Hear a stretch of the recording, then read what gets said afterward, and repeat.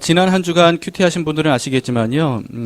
남유다의 멸망 이후에 이제 이스라엘 주변의 나라들인 모압, 암몬, 에돔, 다메섹, 아람 뭐 이런 나라들도 결국은 바벨론에 의해 패망하게 될 것이다 라고 하는 그런 예언들을 지난 한 주간 우리가 쭉 큐티 본문을 통해서 묵상을 했습니다. 언뜻 보기에는 여러분 아마 비슷해 보이는 내용들일 거예요. 그러나 사실 하나하나 자세히 읽어보면 우리를 향한 하나님의 다양한 메시지들을 볼 수가 있습니다. 오늘부터는요, 이번 한 주간 내내 바벨론의 대한 심판의 예언들을 우리가 보게 될 겁니다. 오늘 그 첫 시간인데요. 바벨론은 여러분들이 아시다시피 남유다와 주변 나라들을 멸망시키면서 단시간에 대제국으로 우뚝 서게 된 그런 나라잖아요. 근데 이제 원래 바벨론은요, 창세기에 기록이 될 정도로, 창세기에 바벨론에 대한 얘기가 있잖아요. 기록될 정도로 굉장히 오래된 나라였습니다. 굉장히 창세기 때도 엄청난 그런 제국을 형성했던 그런 나라였는데, 그 이후에 이제 유야무야 이렇게 명맥만 유지하다가 수천 년이 지난 후에 이제 요즘 자주 언급되는 느부갓네살 왕, 이제 역사적으로는 네부카드네자르 2세라고 불리는 그 왕이 이제 바벨론의 왕이 되면서, 그러면서 엄청난 제국을 이 한 사람이 이루게 되는 거죠. 그리고 이제 그 느부갓네살 왕이 과거 창세기 시대의 바벨론의 영광을 재현하기 위해서 엄청난 규모의 바벨론 시티를 이제 건설을 하게 됩니다. 이 시티 안에 엄청나게 거대한 지구라트가 있는데, 이게 신전이거든요. 이 지구라트를 역사가들이 발견하고 이 탑을 바벨탑이라고 부를 정도로 그렇게 위용이 대단한 그런 곳이라고 합니다.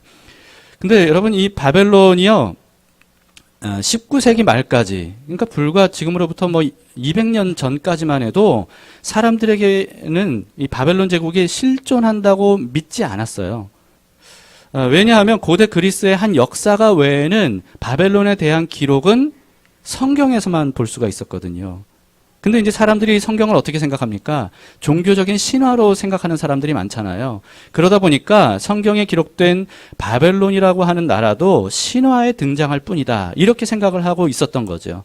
근데 그러던 중에 독일의 로버트 콜더웨이라고 하는 교수, 독일 교수입니다. 이 교수가 자신들과 함께하는 고고학자들 그 팀을 이루어서 이제 프로젝트 하나를 진행하게 되는데요. 그게 뭐냐 하면 이라크, 그러니까 바벨론 지역이라고 알려진 그곳으로 가서 발굴을 하는 작업을 하는 거예요. 그래서 1899년부터 18년간 그 지역을 땅을 이제 파면서, 그러면서 발굴을 하게 되는데, 이 바벨론이 그동안의 신화로만 여겨질 수밖에 없었던 이유가 뭐냐 하면, 이 바벨론 시티를 발굴해서 보니까 땅 지하 깊은 곳에 묻혀 있었던 거죠. 흙더미를 다 걷어내니까 거기에 드디어 신화로만 여겨졌던 바벨론 시티가 이제 발굴이 되게 된 겁니다. 그래서 바벨론에 대한 성경의 기록이 역사적인 사실이라는 것이 입증되게 된 거죠. 이 바벨론 시티의 이 발굴로 인해서요, 거기에서 엄청난 유물들이 출토가 되는데, 이 바벨론 그 유물들 중에는 문서들도 굉장히, 돌판에 새겨진 문서들도 굉장히 많이 발견이 됩니다. 그러면서 그 문서들을 해독을 하면서 이 구바벨론, 그러니까 창세기 시대의 바벨론의 역사들까지도 그 기록들을 통해서 입증이 되는 거죠. 그래서 이제는 너무나도 잘 알려진 함무라비 왕, 함무라비 법전, 많이 들어보셨죠? 예, 학교에서도 배우고요. 이게 이제 세상에 알려지게 된 겁니다. 그러니까 이게 불과 200년 전밖에 안 된 얘기예요.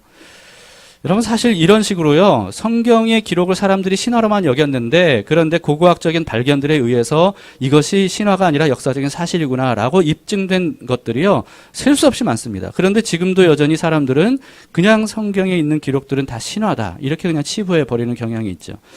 아무튼 간에 여러분, 발굴된 바벨론 시티의 유적들을 통해서 이 역사가들로부터 시작돼서 이것이 세상에 알려지면서 바벨론에 대해 사람들이 굉장히 매료당하고 말았어요. 왜냐하면 엄청나거든요. 어떻게 고대에 이런 도시가 있을 수 있었을까? 라고 하는 것들이 이제 밝혀지게 되는 겁니다. 그래서 사람들은 흔히 바벨론을 그냥 바벨론이라고 말하지 않고 위대한 바벨론, 이렇게 말합니다. 위대한 바벨론. 특히나 성경 외에 유일하게 바벨론에 대한 기록을 남겼던 그리스의 한 역사가 헤로도투스라고 하는 사람인데요. 이 헤로도투스라고 하는 사람은 그리스에서는 역사의 아버지라고 불리는 사람이거든요. 근데 이 사람은 그 이전까지의 어떤 기록들과는 달리 자기가 직접 보고 들은 내용들을 기록한 말 그대로 진짜 역사를 기록한 최초의 역사가인가 봐요. 근데 이 헤로도투스가 직접 바벨론에 갔다는 거예요. 바벨론 시티에. 그래서 자기가 직접 본 그 바벨론 시티를 글로 남겼는데 그 기록들이 엄청나다는 거죠. 그 화려함과 광대함과 뭐 규모와 이런 것들이 정말 압도적이라는 겁니다.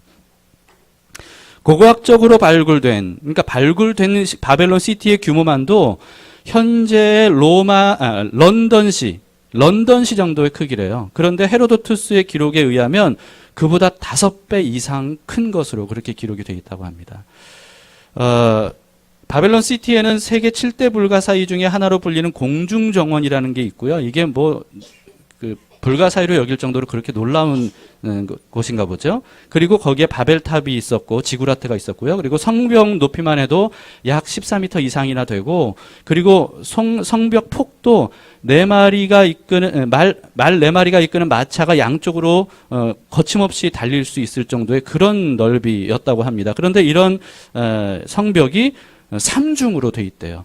뿐만 아니라 이 성곽이 어마어마한데 성곽 주변에 땅을 다 파서 거기에 유프라테스 강이 근처에 있거든요. 유프라테스 강을 다 거기로 끌어와서 엄청난 그 도시 주변으로 그 강이 다 흐르게 했대요.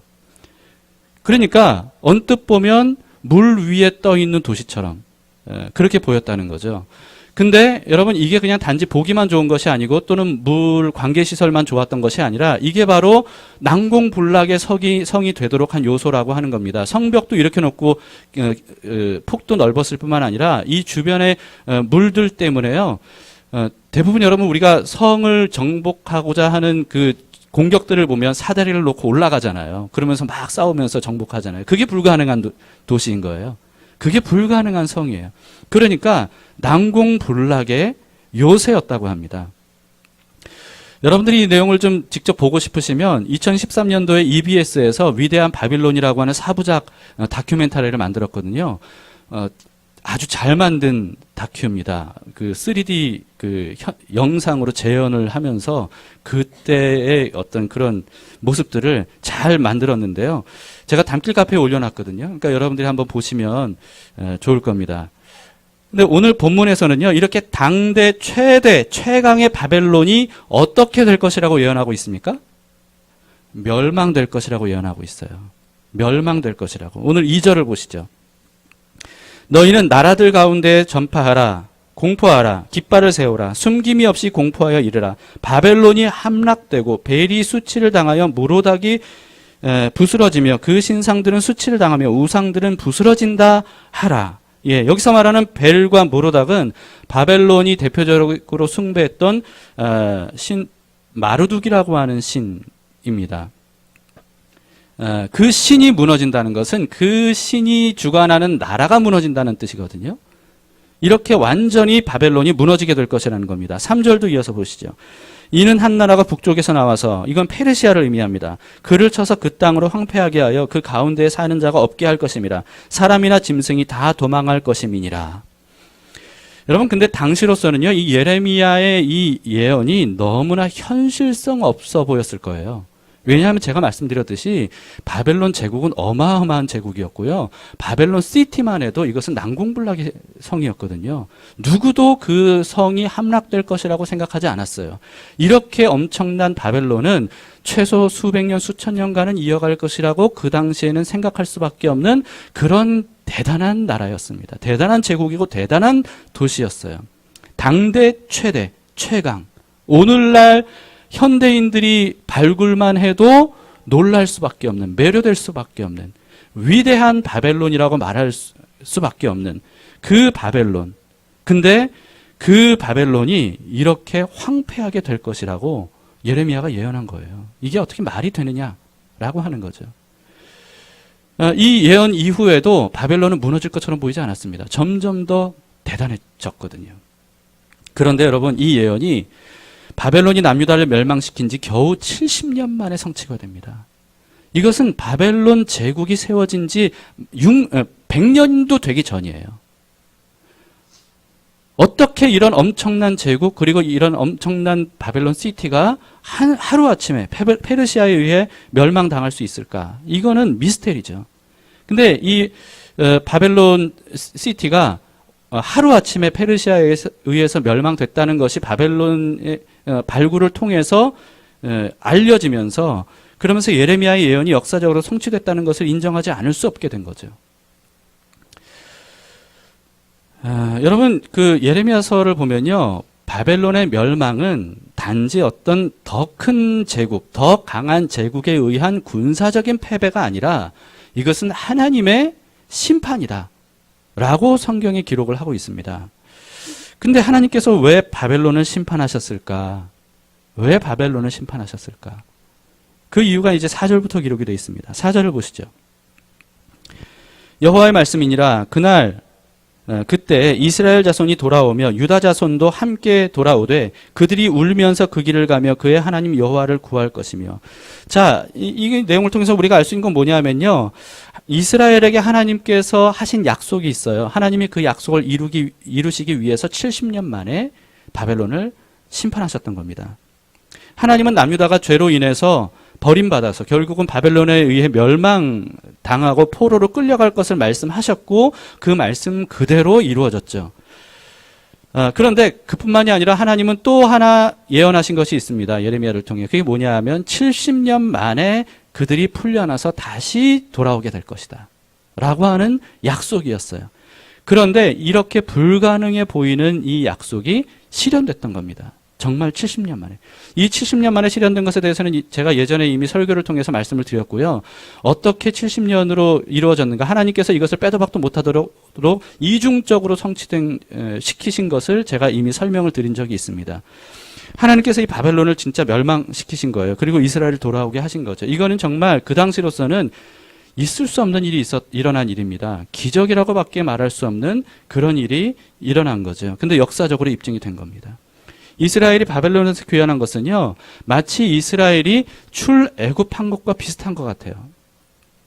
하나님께서는 당대 가장 강한 나라였던 애굽, 이 애굽에게 10가지 재앙을 퍼부으셨잖아요. 이 10가지 재앙은 무엇에 대한 재앙이었냐 하면 그 애굽에서 숭배하는 신들에 대한 재앙이었다. 심판이었다. 라고 하는 것도 제가 말씀을 드렸죠.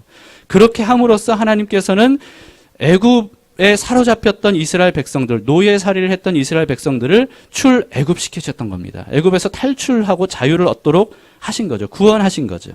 마찬가지로 하나님께서는 당대 가장 강한 나라였던 바벨론을 심판하심으로써 무력화하시고 그 입에서 이스라엘을 구원해내셨던 겁니다. 다시 말해서 출바벨론은요, 출애굽의 재현이었던 거예요. 하나님께서는 두 번의 이런 이스라엘의 구원 역사를 통해서 우리에게 말씀하고 계십니다. 우리의 구원도 이와 같을 것이다 라고 하는 거죠. 이와 같다 라고 하는 거예요. 하나님은 우리를 속박했던 죄악의 권세를 심판하심으로써 우리를 구원하십니다. 왜냐하면 우리를 속박했던 죄악의 권세는요, 애굽 같거든요. 바벨론 같거든요. 정말 압도적인 권세와 힘을 가지고 있거든요. 그래서 우리 힘으로서는 도저히 극복할 수 없는 그 힘이거든요. 그 권세거든요. 여러분, 그래서 우리가 죄 안 지으려고 노력을 해도, 또는 죄에서 벗어나려고 노력을 해도, 죄에 대한 형벌을 받지 않으려고 해도 그럴 수가 없잖아요. 벗어날 수가 없잖아요. 이 압도적인 힘 때문에 우리는 그동안의 인생의 여러 가지 수많은 문제들을 안고 살아갈 수밖에 없었습니다. 근데 하나님께서 제약의 권세를 애굽과 바벨론을 통해 설명하신 거예요. 우리 힘으로는 결코 빠져나갈 수 없는 권세라는 거죠. 요한계시록에도요, 바벨론에 대한 말씀들이 굉장히 많습니다. 17장부터 큰 성 바벨론에 대한 하나님의 심판이 본격적으로 예언이 되고 있는데, 요한계시록 얘기예요. 근데 이 큰 성 바벨론이라고 되어 있거든요. 이게 얼마나 크면 대명사예요. 그러니까 말하자면 위대한 바벨론이라는 거죠. 오늘날로 말하자면 큰 성 바벨론.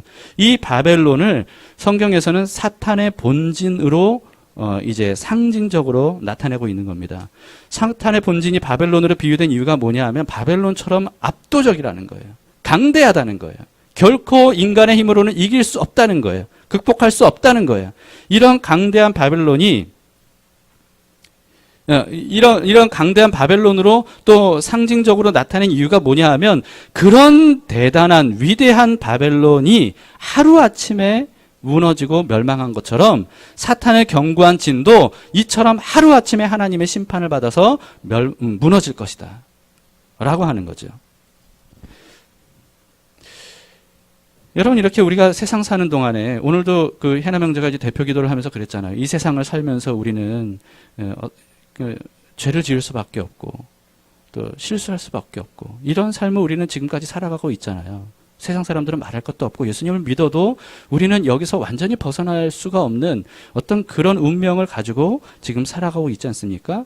이로 인해서 우리가 얼마나 많은 고통을 당하고 있습니까? 얼마나 관계에 어려움이 있고 얼마나 생존에 어려움이 있고 얼마나 삶의 어려움들이 많이 있습니까? 질병, 장애, 그리고 또 뭐 여러 가지 죽음에 대한 두려움, 삶의 걱정, 근심, 염려, 문제들 이런 모든 것들이 그 뿌리를 캐고 알고 보면 모두 사탄의 본진에 의한 죄와 악으로 인해 일어난 결과들이거든요.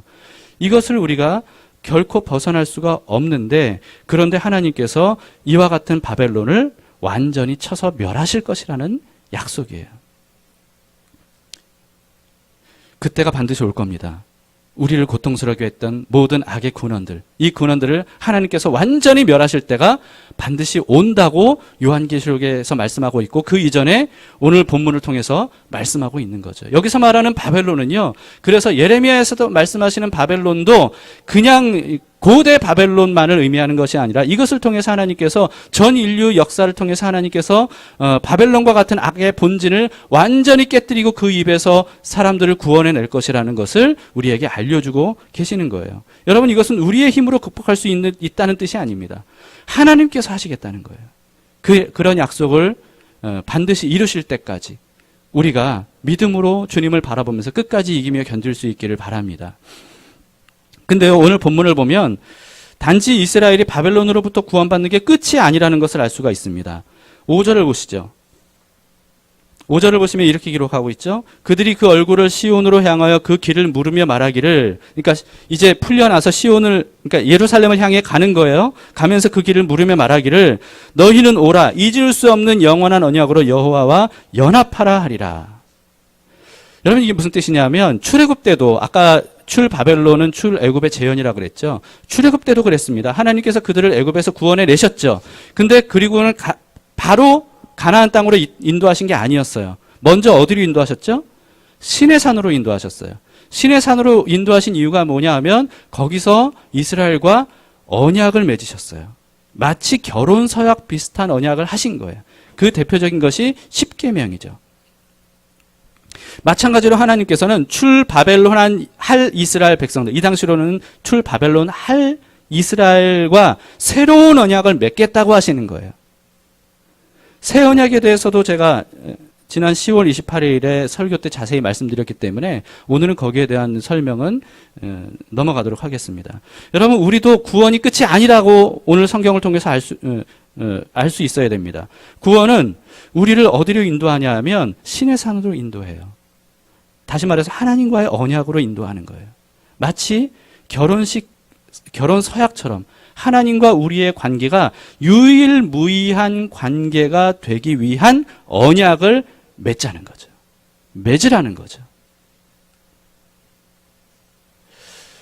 그래서 5절을 다시 보시면요. 5절에서 이렇게 말씀하고 있죠. 잊을 수 없는 영원한 언약으로 여호와와 연합하라. 마치 남녀가 한 몸이 되는 연합의 결혼을 연상시키는 그런 표현입니다. 자, 여러분, 결혼은 하나님과 우리의 관계가 어떤 의미인지를 알게 해주는 가장 좋은 예라고 볼 수가 있습니다. 결혼이 뭔지는 여러분들이 잘 알고 계시죠? 그런데 요즘 세대들은 약혼이 뭔지 아시나요? 약혼이 뭔지 아시나요? 약혼을 본 적 있으신가요? 불과 몇십 년 전만 해도 우리나라에서도 이 약혼을 했어요. 이게요, 민법에도 있는 제도예요. 우리나라 민법에도 약혼에 대한 규정들이 있어요. 그러니까 약혼이 뭐냐 하면 이제 사랑하는 두 남녀가 때가 되면 우리가 예를 들면 1년 후 또는 2년 후 우리가 반드시 결혼하겠습니다. 라고 하는 것을 공식적으로 예식을 통해 약속하는 거예요. 그게 바로 약혼이거든요. 그러고 나서 이제 진짜 결혼할 때까지 좋은 신랑 신부가 되기 위해 준비하는 거죠. 준비하고 그런 다음에 때가 되면 약속한 때가 되면 그때 정식으로 결혼하는 거예요. 그래서 정식으로 결혼하기 전까지는 약혼했어도 같이 동침하거나 같이 동거하지 않습니다. 만약에 정식 결혼 전에 약혼자가 어떤 부정한 잘못을 저질렀다. 예를 들면 임신을 했다. 약혼자와 동침하지도 않았는데 임신했다. 이렇게 되면 이건 약속을 깬 거죠. 그렇기 때문에 파혼하는 일들이 굉장히 많았습니다. 성경에도 약혼에 대한 내용들이 나오거든요. 대표적인 예가 뭐냐 하면 마리아와 요셉. 이제 12월이기 때문에 크리스마스가 가까이 다가오고 있는데 마리아와 요셉도 약혼한 사이였어요. 그런데 약혼 기간 동안에 마리아가 임신한 거예요. 그 당시로서는 이거는 돌로 직결 처형받을 만한 일이거든요. 근데 요셉이 그걸 알게 됐어요. 임신 사실을. 왜냐하면 입덧도 하고 막 그랬을 거 아니에요. 그리고 점점 시간이 지나면서 배도 흘러오고. 근데 이 요셉이 그래서 가만히 끊고자 했다고 성경이 기록하고 있는데 이건 낙태를 의미하는 게 아니고요. 파혼을 의미하는 겁니다. 이 여자가 다른 남자와 잤구나. 근데 이걸 동네방네 떠들어서 이 사람이 직결 처형 당하도록 하고 싶진 않아서 조용히 파혼하려고 그렇게 했다는 거예요. 그런데 하나님께서 주의 사자를 요셉에게 보내십니다. 그러면서 마리아가 잉태된 것은 남자 때문이 아니라 성령으로 잉태된 것이다. 그리고 그 잉태된 아기는 장차 구세주가 될 것이다. 그러므로 두려워하지 말고 그 여자를 데리고 오라. 이렇게 말씀을 합니다. 그래서 요셉이 모든 것을 깨닫게 되면서 이 마리아를 아무 조건 없이 받아들여서 정식 결혼을 하게 되죠. 정식 결혼한 이후에도 마리아가 예수님을 출생할 때까지 동침하지 않았다고 성경은 기록을 하고 있습니다. 자, 약혼과 결혼 제도에 대해 제가 이렇게 설명하는 이유는 뭐냐면요. 이게 바로 하나님과 우리와의 관계가 너무 흡사하거든요. 그러니까 우리가 예수님을 믿으면 즉각 구원을 받죠. 구원을 받습니다. 그래서 예수님을 여러분들이 믿으셨다면 이미 구원을 받았어요. 이것은 과거 완료형이에요. 여러분들이 이미 구원을 받았습니다. 그런데 여기서 말하는 구원은 뭐냐 하면 약혼과도 같은 거예요. 약혼. 아직 우리는 예수님과 정식 결혼까지는 안 간 거예요. 그럼 지금 우리는 뭘 해야 돼요? 정식 결혼을 준비해야 돼요. 좋은 배우자가 될 수 있도록 자신을 정결하게 하고 아름답게 꾸미고 그때를 기다리면서 사모하면서 거기에 필요한 모든 것들의 만반의 준비를 하는 기간입니다. 이게 바로 우리가 지금의 현재의 상황이죠. 그래서 우리가 구원을 이미 받았지만 아직 구원은 완성된 것이 아니다라고 이렇게 말하는 거예요. 여러분, 그러면 우리가 언제 예수님과 정식 결혼을 합니까? 여러분, 여기서 말하는 결혼은 다 비유적인 얘기입니다. 예수님과 우리와의 어떤 그런 관계가 마치 결혼과도 같다는 거예요. 자, 우리가 언제 예수님과 정식 결혼을 하게 됩니까? 예수님께서 재림하실 때. 다시 오실 때, 그때 어린 양의 혼인 예식과 잔치가 있을 것이라고 성경이 기록되어 있어요. 예수님께서도 약혼과 결혼에 대한 비유를 통해서 예수님께서 다시 오실 때 어떤 일들이 일어날 것인지를 우리에게 알려주신 적이 있습니다. 본문 5절도요. 부정한 잘못을 저질러서 파혼을 당한 이스라엘에 대한 얘기고요. 그런데 그런 이스라엘이 하나님께서 회복시켜 주시면서 다시 청혼하시는 듯한 어떤 그런 장면이라고 볼 수가 있습니다. 다시 새 언약을 맺자 하는 거죠. 너의 부정함으로 인해 결국은 파혼했지만 그러나 내가 너를 놓을 수 없다. 너를 사랑한다. 너와 영원히 함께하고 싶다. 다시 언약 맺자 라고 하는 거예요. 이 말씀은 바로 우리를 향한 말씀이기도 합니다. 여러분, 출 바벨론 하셨습니까? 다시 말해서 죄로부터 예수님의 십자가 은혜로 구원을 받으셨습니까? 그렇다면 하나님과 영원한 새 언약을 맺으시기 바라요. 하나님과 약혼식을 하세요. 결혼하겠다고. 예수님께서 오시는 그날 영원히 주님과 함께 살고 싶다고. 그때까지 이 땅에서의 삶을 정결하고 거룩하게 그리고 아름답게 꾸미겠다고, 준비하겠다고. 여러분, 하나님과 약혼하시기 바라요. 오늘 본문의 5절 말씀이 바로 그것을 우리에게 초청하고 있는 겁니다. 새하늘과 새 땅에서 하나님과 영원히 사는 영원한 결혼을 준비하는 것이야말로 우리 인생의 최고이자 최선의 목표가 되어야 합니다. 그럴 때 비로소 우리는 그때부터 조금씩 죄와 악으로부터 멀어지게 되고, 그리고 죄와 악으로부터 온 모든 문제들이 하나씩 해결되어 가는 것들을 보게 될 거예요. 그리고 이 모든 것들이 완벽하게 해결될 날은 예수 그리스도와 함께 영원한 결혼 예식을 할 때부터겠지요. 여러분, 우리 인생의 최고이자 최선의 목표를 무엇으로 두고 있습니까? 그 목표를 이제 바꾸시기 바라요. 예수님과 영원히 함께 살 그날을 위해 준비하는 것으로, 약혼한 자로서 정결하고 아름답게 거룩하게 나 자신을 준비하는 이런 삶을 살아가실 수 있기를 바랍니다. 오늘 본문에서는 또 다른 비유로도 말씀하고 있는데요. 6절을 보시죠. 내 백성은 잃어버린 양떼로다. 그 목자들이 그들을 곁길로 가게 하여 산으로 돌이키게 하였으므로 그들이 산에서 언덕으로 돌아다니며 쉴 곳을 잊었도다. 이번에는 결혼이 아니라 양과 목자의 관계를 통한 비유죠. 하나님의 양떼인 이스라엘이 하나님 곁을 떠났다는 거예요. 마치 이제 잃어버린 양떼처럼 되었다는 거죠. 여러분, 그때부터 양들은 어떻게 됩니까? 양들이 자유를 얻나요? 하나님의 곁을 떠나면, 목자의 곁을 떠나면 양들이 자유를 얻습니까? 와, 이제 내 세상이다, 그렇게 되나요? 아니에요. 그렇지 않아요. 이제는요, 언제 짐승의 먹이가 될지 모르는 위험에 노출되게 되는 거예요, 이 양들은. 그래서 이 양들은, 주님 곁을 떠난 양들은 불안과 두려움에 휩싸일 수밖에 없는 거죠. 편히 쉴 수가 없는 겁니다. 여러분, 하나님을 떠난 사람들은 결국은 이렇게 되더라고요. 그러니까 살아보니까 정말 그런 것 같아요. 저도 그 예수님 믿기 전에는 몰랐는데 예수님 믿고 나서 보니까 이전에 내가 얼마나 불안과 두려움에 떨었는지 정말 마음이 쉬지를 못하고 어떤 소망도 갖지 못했던 그런 상태였다는 것을 깨닫게 됐습니다. 그러니까 벗어나기 전에는 몰랐는데 벗어나고 나니까 아, 내가 벗어났어야 되는 사람이었구나. 이걸 알겠더라고요. 근데 그 이후로도 계속 제가 삶을 살아가면서 정말 그런 것 같습니다. 주님 곁을 떠난 사람은 목자 없는 양처럼 그렇게 모든 것들이 두려운 거예요. 모든 것들이 불안한 거예요. 그래서 잠도 제대로 못 자는 거예요. 걱정, 근심이 많은 거예요. 뭘 해도 염려, 근심, 걱정으로 반응할 수밖에 없는 그런 삶이더라고요. 여러분, 그런데 바벨론은 마치 잃어버린 하나님의 양떼들을 공격한 짐승과도 같다고 오늘 7절에서 말씀하고 있습니다. 7절을 보시죠. 그들을 만나는 자들은 그들을 삼키며, 이게 바벨론 말이잖아요. 그의 대적은 말하기를 그들이 여호와 곧 의로운 처소시며 그의 조상들의 소망이신 여호와께 범죄하였은즉 우리는 무죄하다 하였느니라. 그러니까 이 바벨론이 이렇게 잃어버린 양떼들인 이스라엘을 무자비하게 찢고 삼켰다는 거예요. 그러면서도 뭐라고 변명합니까? 이스라엘은 자신들의 신 하나님 여호와께 범죄했다.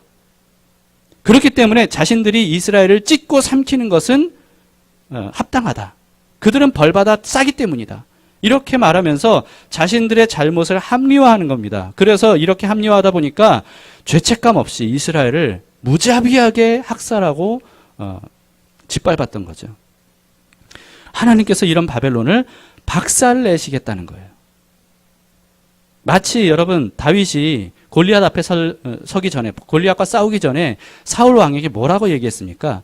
제가 목자인데, 그런데 제가 지키던 양 한 마리가 사자나 곰에게 물려서 갈 때, 그럴 때 제가 뒤쫓아갔습니다. 뒤쫓아가서 이 사자와 곰을 쳐 죽이고, 그리고 그 입에서 내 양을 구원해냈습니다. 하물며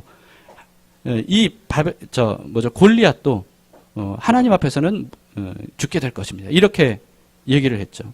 여러분, 그러니까 다윗이 자기 양 물고 가는 사자와 곰을 쫓아가서 쳐 죽이고 그 입에서 양을 구했듯이 하나님께서도 바벨론, 다시 말해서 이스라엘을 집어삼키는 그런 바벨론의 입에서 바벨론을 박살내고 건져내신다는 거예요.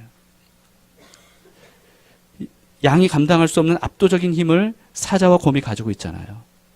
양의 힘으로서는 물려서 끌려가는 상태에서 스스로 구원할 수 없잖아요.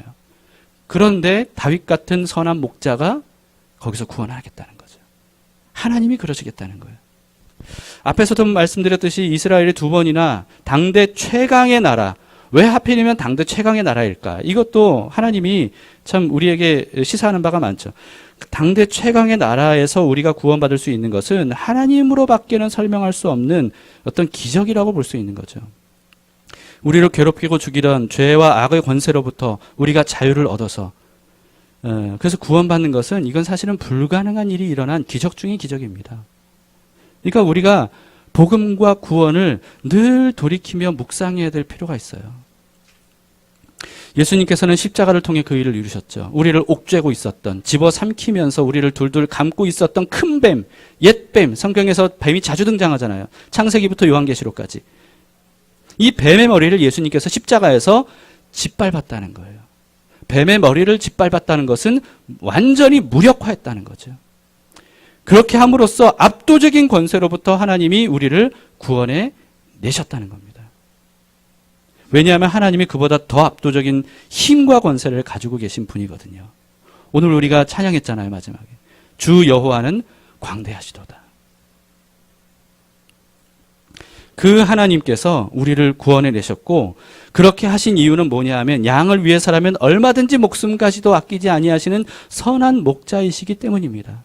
요한복음 10장 11절에는 예수님께서 자신을 선한 목자라고 표현하셨고 이것은 바로 다윗이 시편 23편 그 유명한 시에서 고백한 선한 목자가 바로 자신이라는 것을 말씀하고 있는 겁니다. 선한 목자는 양들을 위하여 목숨을 버리거니와 이렇게 말씀하셨죠. 이 말씀대로 예수님께서는 짐승의 입에서 사람들을 구원하기 위해서 기꺼이 목숨을 버리셨습니다. 여러분, 이보다 더 큰 사랑이 어디 있어요? 우리는 그런 사랑을 받아서 구원을 얻은 사람들입니다. 여러분, 이 예수님의 사랑으로 인해 드디어 우리의 모든 문제의 근원인 그 악의 본질을 박살냄으로써 구원받은 사람. 이 구원받은 사람은요, 비로소 진정한 평안을 느끼게 되는 거예요. 편안함 말고 평안. 우리는 기껏해야 세상에서 편안함을 추구하면서 그것을 어느 정도 누리잖아요. 그런데 여러분, 그건 편안함은 평안이 아니에요. 근데 예수님 믿고 난 다음에 진짜 평안이 뭔지를 알겠더라고요. 그래서 흔히 이걸 아는 사람들이 그렇게 표현하잖아요. 파도가 물 밀듯이 밀려온다. 그런데요, 정말 그런 느낌이에요. 정말 그런 느낌이에요. 평안이 물 밀듯이, 나는 지금 그럴 상황이 아닌 것 같아요. 걱정하고 근심할 수밖에 없는 상황인데 걱정 근심이 안 되는 거예요. 압도적인 평안이 밀려오거든요. 하나님으로부터. 그래서 정말 예수님으로 인해 건진받아 구원받은 사람은요, 그때부터 진짜 평안을 느끼게 됩니다. 늘 매일 느끼진 못하더라도 어쨌든 이런 게 성경에서 말하는 평안이구나. 세상이 줄 수도 없고 알 수도 없는 평안이라는 게 바로 이런 거구나. 이걸 깨닫게 되는 거예요. 그래서 불안과 두려움이 사라지는 거죠. 진정한 평안을 얻는 사람이에요. 잠 못 자던 사람이 잠을 자고 불안증에 시달리던 사람들이 해결이 되고 온통 문제 있었던 사람들이 해결되는, 우리 교회도 여러 증인들이 있어요. 제가 아는 사람들만 해도 여러 사람들이 있습니다. 제 아내도 그렇고요. 예수 믿기 전에 그렇게 잠 못 자고 두려워서 불 켜놓고 엄청난 이 압박 때문에 얼굴에 뭐가 굉장히 많이 나서 이게 해결되지 못한 상황에서 그때 예수님을 만나게 되면서 언제 그랬는지도 모르게 언제부턴가 불 끄고 자고 언제부턴가 잠을 편안하게 자고 언제부턴가 얼굴이 깨끗해지고 이런 일들이 일어났어요. 또 제가 아는 사람들이 여러 명 있습니다. 여러분, 이런 일들이 실제로 일어난다는 거죠. 진짜 평안, 쉼이 주님 안에서 가능하게 된 사람들이에요. 여러분에게도 그런 일들이 모두에게 일어날 수 있기를 바랍니다. 이미 이런 것들을 경험하신 분들 계시죠? 완벽하진 않아도 어쨌든 이게 주님께서 말씀하신 쉼이고 평안이구나. 한번 손 들어보세요. 경험하신 분 한번 손 들어보세요. 이런 걸 숨길 필요 없습니다. 손 들어보세요. 손 번쩍 들어보세요. 네. 네, 뭔지 궁금하신 분들은 지금 손 드신 분들을 찾아가서 한번 물어보세요. 그게 어떤 거였냐고. 8절 말씀 보시기 바랍니다. 너희는 바벨론 가운데서 도망하라. 갈대아 사람의 땅에서 나오라. 양떼에 앞서가는 수렴소 같이 하라. 바벨론에게서 구원받은 이스라엘은 마치 사자의 입에서 구원받은 양처럼 어떻게 해야 돼요? 뒤도 돌아보지 않고 도망가라는 거예요. 이 하나님께서 그 입을 찢어서 그래서 구원해 내셨다면 이제는 양이 뒤도 돌아보지 말고 도망가라는 겁니다. 이때만큼은 양이 아니라 숫염소처럼 빠르게 도망하래요. 양보다 염소가 훨씬 빠르잖아요. 그렇게 도망하라는 거예요.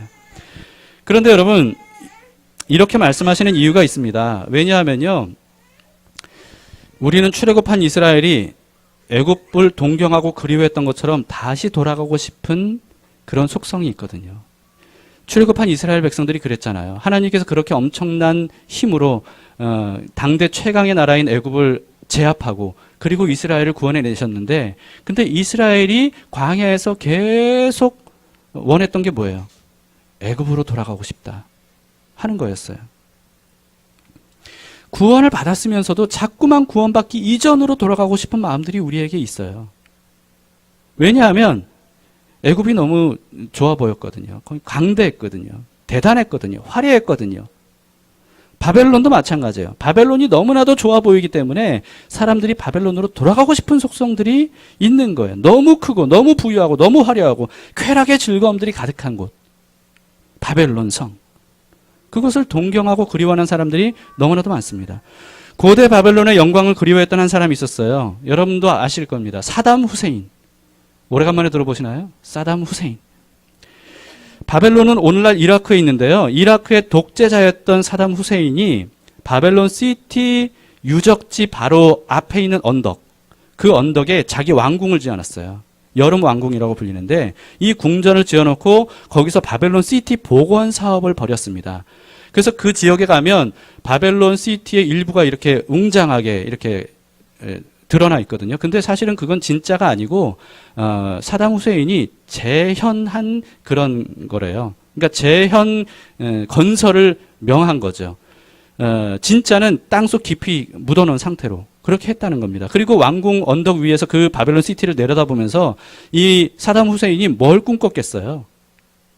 고대 바벨론의 영광을 꿈꾸지 않았겠습니까? 이와 같이 어마어마한 제국을 이라크가 건설하게 했다 라고 하는 이 야망으로 사로잡혀 있지 않았겠습니까?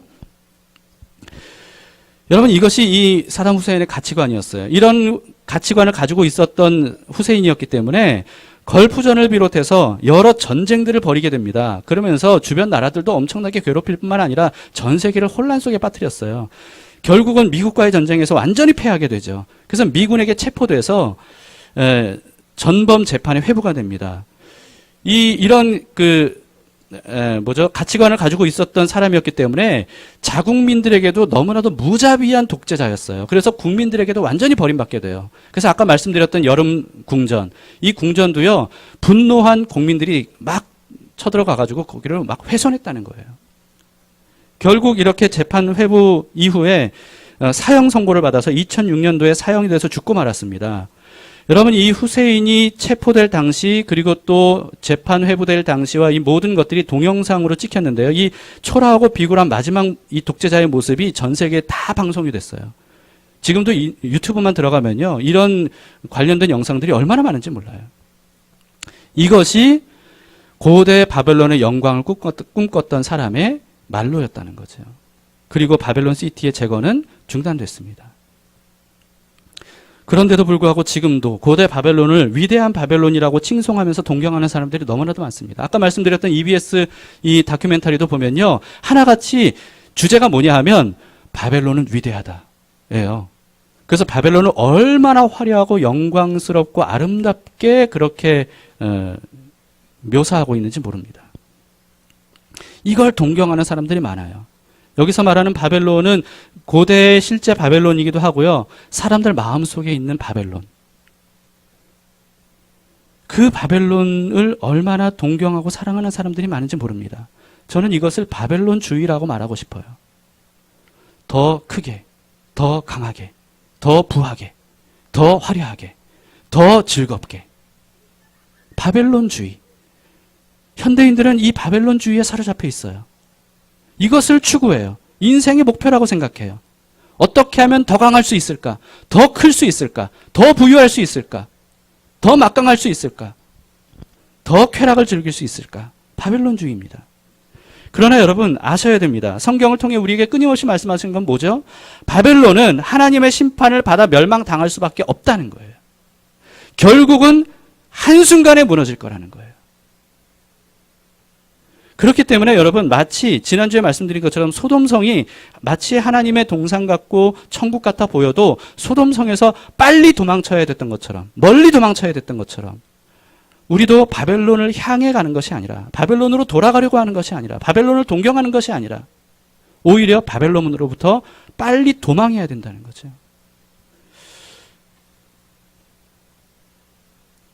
오늘 8절이 그걸 말씀하고 있잖아요. 너희는 바벨론 가운데서 도망하라. 갈대아 사람의 땅에서 나오라. 아무리 그곳이 아름답고 부하고 정말 나를 즐겁게 해줄 것처럼 보여도 멸망당하는 그 땅에서 빠져나오라는 거예요. 소돔을 탈출했던 롯과 두 딸이 몸은 빠져나왔지만 마음은 빠져나오지 못했다고 말씀드렸죠. 그래서 소돔 스타일로 회개망측한 잘못을 저질렀다고 말씀드렸습니다. 출애굽한 이스라엘들도 마찬가지였어요. 그들은 몸은 빠져나왔어요. 그러나 마음만은 빠져나오지 못했어요. 그래서 끊임없이 애굽을 동경하며 돌아가고 싶어 했어요. 그런 것처럼 우리도 이런 잘못을 저질러서는 안 됩니다. 하나님께서는 우리를 예수 그리스도의 십자가 피값으로 출바벨론 하도록 하셨습니다. 이제는 우리 마음까지 빠져나와야 돼요. 우리의 가치관이 출바벨론 해야 됩니다. 우리의 미래에 대한 소망과 소원이 바벨론주의가 되어서는 안 돼요. 출바벨론 해야 돼요. 우리의 인생의 목표가 혹시 바벨론주의적인 것진 않은가? 우리가 돌아봐야 됩니다. 인생의 목표도 출바벨론 해야 됩니다. 우리의 삶의 방식도 출바벨론 해야 됩니다. 예수님께서 말씀하셨죠. 수많은 사람들이 넓은 길을 추구한다. 이 넓은 길은 말하자면 무슨 길입니까? 바벨론을 향해 가는 길이에요. 더 크게, 더 강하게, 더 화려하게, 더 즐겁게. 이 길을 사람들이 바벨론을 향해 가는 길로 찾아가요. 수많은 대부분의 사람들이 그렇게 찾아갑니다. 그런데 예수님은 어느 길을 가라고요? 그 넓은 길은 망하는 길이다. 좁은 길을 선택하라. 사람들이 가지 않는 길. 그 길은 뭐예요? 하나님을 향해 가는 길이에요. 예수님께서 걸어가신 길이에요. 예수님께서 말씀하셨죠. 내가 가는 곳에 가려면 자기를 부인하고 자기 십자가를 져야 된다. 내가 십자가 지고 가는 그 길을 너가 가야 된다. 그 길이 바로 살 길이다. 라고 하는 거예요. 여러분, 바벨론 같은 생각을 가지고 있으면 부유하고 크고 강할 때 저 사람 잘 산다. 이렇게 말합니다. 그러나 여러분 성경은 말해요. 지금은 잘 사는 것처럼 보이지만 그 길은 망하는 길이다. 하는 겁니다. 반면에 여러분 비록 이 세상에서는 그렇게 많은 것들을 즐기지 못하고 누리지 못하고 더 크고 더 강하게 되지 못하더라도 예수님께서 선택하신 길, 예수님과 함께하는 그 길, 그 길을 따라가면 그게 바로 살 길이라는 거예요. 잘 사는 게 뭡니까? 우리의 의식이 바벨론주의라면 잘 사는 것은 바벨론 같은 거예요. 그러나 우리의 의식이 출바벨론 하면 잘 사는 것에 대한 개념이 바뀝니다. 예수님과 함께 가는 길이에요. 그 길이 잘 사는 길입니다. 영원히 살 길이에요. 예수님께서 성경을 통해 그것을 우리에게 알려주고 있습니다. 하나님과의 결혼을 기대하는 마음으로 여러분 준비하시기 바랍니다. 하나님과의 새 언약을 맺고 그 언약대로 살아가는 것을 인생 최고의 가치로 여기시며 살기를 축복합니다.